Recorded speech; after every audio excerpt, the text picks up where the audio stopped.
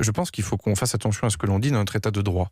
La grève, comme d'ailleurs la manifestation, sont des droits importants et reconnus. Ce sont des libertés fondamentales et je me battrai jusqu'au bout pour que ces droits puissent exister. Bon, couper l'électricité de manière sauvage, c'est non seulement pas la grève, et en plus c'est même le contraire du service public. Et ça me fait un peu mal au cœur.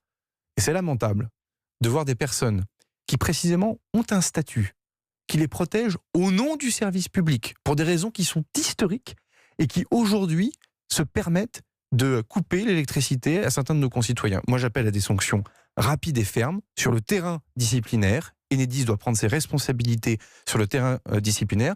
Si ces agents sont mis directement en cause, c'est une faute. Elle doit être reconnue par des suspensions ou des révocations.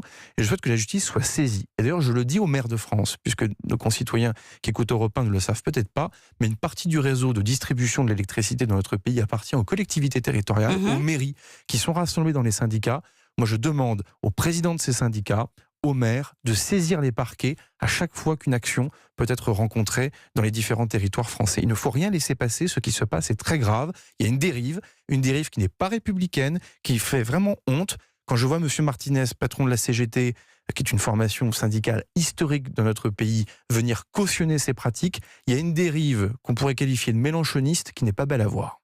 Vous êtes très sévère Oui, je suis avec très la remonté CGT. parce que c'est le corollaire de défendre le droit de grève, le corollaire de défendre les personnes qui manifestent, y Dites que compris vous avec le n'écoutez pas les gouvernement. salariés. Oui, mais y compris avec le gouvernement auquel j'appartiens.